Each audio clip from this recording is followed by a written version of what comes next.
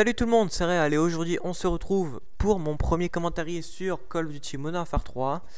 On se retrouve sur la map Dome en élimination confirmée. Et comme vous avez pu le constater, j'ai un nouveau micro. Ça fait un moment que mon ancien micro me cassait les hein. Donc j'ai décidé de m'acheter un Triton pour ceux qui connaissent. Donc c'est un casque avec micro intégré qui vous permet de jouer à votre console avec le casque sur les oreilles.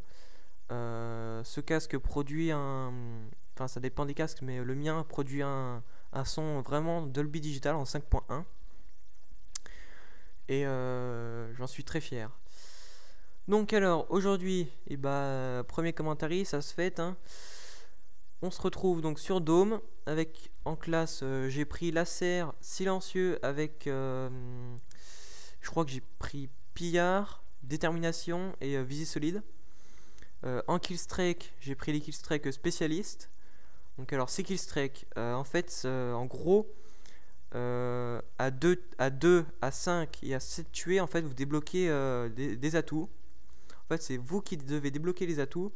Et au bout de 7 tués, comme vous pouvez le voir maintenant là, vous débloquez tous les atouts que vous pouvez avoir. Donc c'est-à-dire tous les atouts numéro 1, tous les atouts numéro 2, tous les atouts numéro 3. C'est-à-dire que je peux avoir pillard, marathon, je crois que c'est pas comme ça, condition extrême, voilà. Au bout de 7 tués. Après, dès que vous faites tuer, ça recommence à 0, puis vous êtes obligé de recommencer votre série. Alors, l'ACR. Donc, l'ACR, franchement, c'est une très bonne arme. C'est la même que dans Modern Warfare 2. Elle est pas surpuissante, mais elle a une précision vraiment maximale. Donc là j'avais des invités chez moi, donc j'étais un petit peu AFK, mais bon, ça on s'en fout. L'élimination confirmée aussi, c'est un très bon mode. Pour ceux qui ne savent pas, ça consiste en fait, il y a beaucoup de vidéos dessus, de trailers et tout. En fait, dès que vous tuez un ennemi, le but ça sera de récupérer sa médaille qu'il a lâchée en mourant. C'est-à-dire que quand vous tuez un ennemi, vous êtes obligé d'aller sur son cadavre pour récupérer la médaille et confirmer le tuer. En fait, c'est un genre d'MME, mais ça se mesure pas avec le nombre de kills, mais avec le nombre de médailles récoltées. Donc sur la carte, vous avez des médailles jaunes que vous devez ramasser, et vous avez aussi des médailles rouges.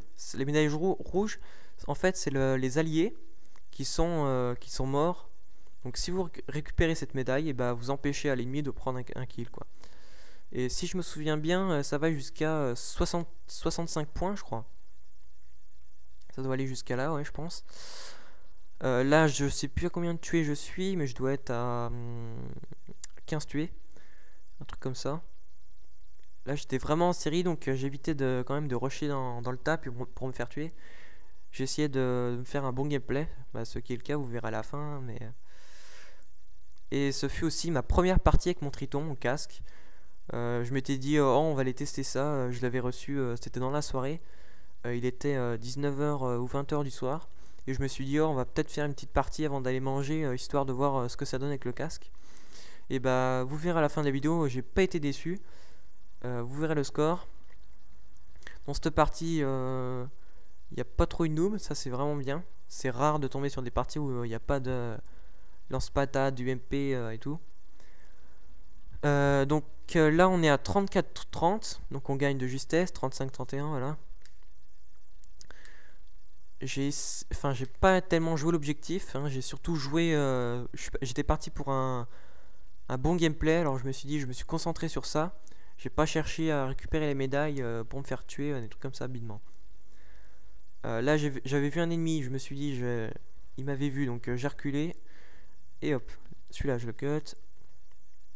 Baroud d'honneur, donc là j'ai vraiment bien enchaîné les ennemis en 20 secondes environ, j'en ai enchaîné pas mal.